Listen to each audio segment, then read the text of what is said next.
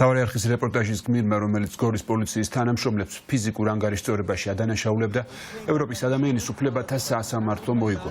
საქმე ეხება 2020 წლის აპრილში გორში მომხდარ დანაშაულს, რომელშიც სამართალდამცველები ფიგურირებდნენ. დგინდება, რომ პოლიციელები მაშინ კომენდანტის საათის დარღვევის გამო ადგილობრივ მაცხოვრებელს ვალერი ტეტუნაშვილს სასტიკად გაუსწორდნენ. დაზარალებულმა კი საკუთარ ქვეყანაში სამართლის პოვნა ვერ შეძლო. გიორგი ახალკაცი გვერდება ამ თემით. გიორგი, რა წერია სტრასბურგის გადაწყვეტილებაში და აგრძელებენ თუ არა მოძალადე პოლიციელები მუშაობას სანქცირებული გომელაურის უწყებაში? სამართალდამცველები, რომლებიც საქმის მასალების მიხედვით სასტიკ ძალადობაში იღებდნენ მონაწილეობას, ამ დრომდე აგრძელებენ მუშაობას შინაგან საქმეთა სამინისტროს რიგებში, მათ შორის ერთ-ერთი გახლავთ ლუკა ბეთლემიძე.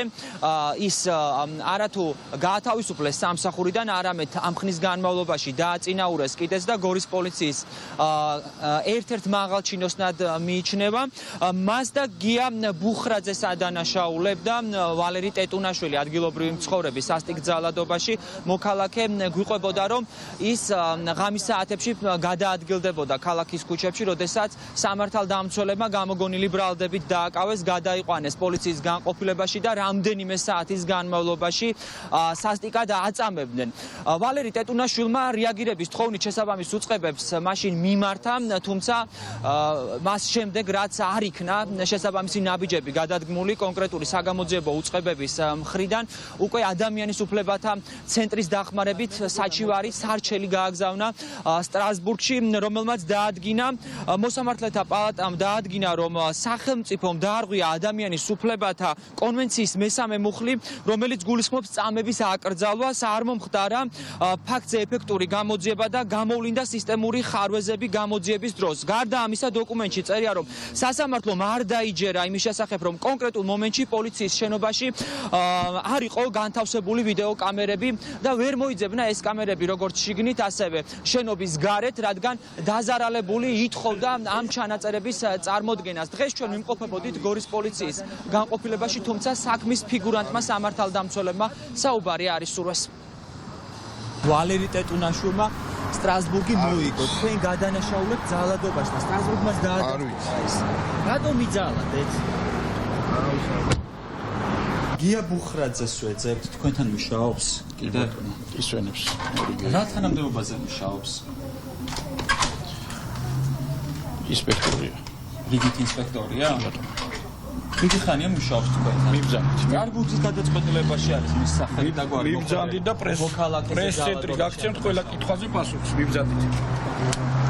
სამართლომ ნაწილობრივ დააკმაყოფილა ჩვენი სარჩელი, კერძოდ მიუთითა, რომ სახელმწიფოს მხრიდან დარღვეული არის ადამიანის უფლებათა ევროპული კონვენციის მესამე მუხლის პროცედურული ნაწილი, რაც ნიშნავს წამების აკრძალვას. კერძოდ მითითებული იქნა, რომ საგამოძიებო სამსახურებმა ვერ უზრუნველყებს ეფექტური გამოძიების ჩატარება საქმეზე და გამახვილებული იქნა სისტემურ პრობლემებზე ყურადღება. კერძოდ სასამართლოსთვის ცნობილი არის, რომ საქართველოში ჭიანურდება უსაფუძვლოდ იმ საქმეებზე გამოძიება, რომლებშიც ფიგურირებენ სამართალდამცავები. გარდა ამისა, მიუთითა ასევე და სხვათა შორის ავგან მუხთარლის საქმის ციტირებაც მოახდინა, სადაც არ გაიზიარა სასამართლომ, რომ თითქოს საგამოძიებო სამსახურებმა ვერ შეძლეს ვიდეო კამერის ჩანაწერები გამოეთხოვათ შინაგან საქმეთა სამინისტროს ადმინისტრაციული შენობიდან.